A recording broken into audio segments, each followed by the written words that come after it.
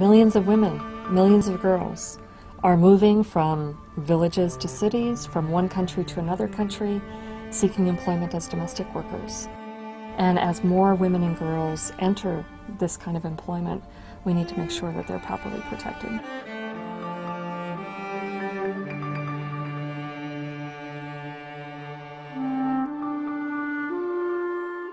A domestic worker is someone who's basically helping a family run their household. They cook, they clean, they take care of children, they do laundry, they do shopping, they may care for elderly people in the household. And because domestic workers are hidden in private households, they're uniquely isolated and very vulnerable to all kinds of abuse, beatings, sexual harassment, and even rape. This is what human rights organizations say is taking place unchecked in a number of Lebanese homes: abuse and violence against domestic workers. Al Jazeera spoke to a Sri Lankan woman currently living in a shelter. Her story began when her employer found her crying in her room. Her identity is hidden for her own protection. My madam asked me why I was crying. I said I haven't seen my family in 2 years, and I asked you if I can go home to Sri Lanka, but you won't give me an answer. That's when she hit me with a plate and broke my nose. Many governments do not recognize domestic workers as workers. They may consider them helpers or outside of formal employment, and so they exempt them from their laws. It is perfectly legal in many places for an employer to ask their domestic worker to labor for 15 to 18 hours a day, 7 days a week, with no benefits, and usually at a wage that's a fraction of the prevailing minimum wage. Some people think that domestic work is, no big deal. They don't see that it can be exploitative or abusive.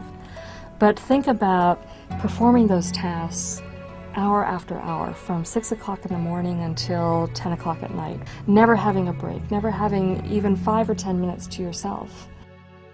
In the Philippines, they promised that I have day off, but now I'm here, they don't let me have day off. I cannot sleep.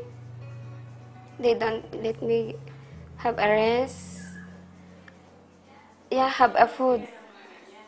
But how to work without the strength?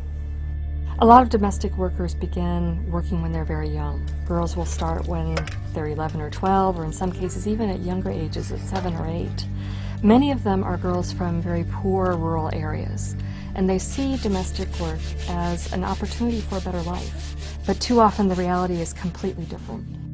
Kaanza kunidharau, kunifurisha nguo, kuniambia hata shule yenyewe sitaenda, nikaanza tu kuanza.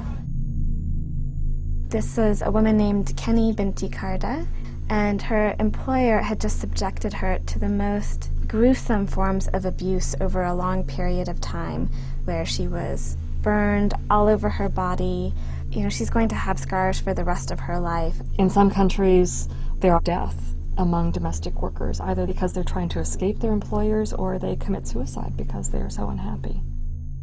One question that we often hear is, why do these women keep on coming for this type of work? And there's a couple of reasons for that. One is because they have no other options at home. In many cases, they've taken out huge loans just to migrate abroad, and there is such financial pressure to repay those loans. Almost all migrant domestic workers in Asia and the Middle East have their passports taken away from them. If they run away from their employers, they are at risk of being arrested and deported. The ILO is the International Labor Organization. They estimate there are tens of millions of women and girls that are employed as domestic workers. The ILO has developed standards for protecting labor rights, but they don't specifically mention domestic workers or the unique challenges that they face. There are two things that are fundamentally important. One is that members of the ILO agree to create a binding convention. Secondly, we need a convention that guarantees domestic workers equal rights.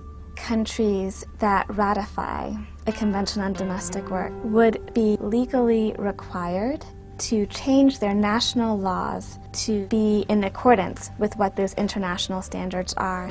So it would have a profound effect. Domestic work is a critical source of employment for millions of women and girls around the world. Many of them take great pride in what they do. Raising children, cleaning homes, cooking, these are the things that are the daily fabric of our lives and involve the most important parts of our lives. We need to make sure that these workers receive the dignity, the decent treatment, the salaries, and the respect that they deserve.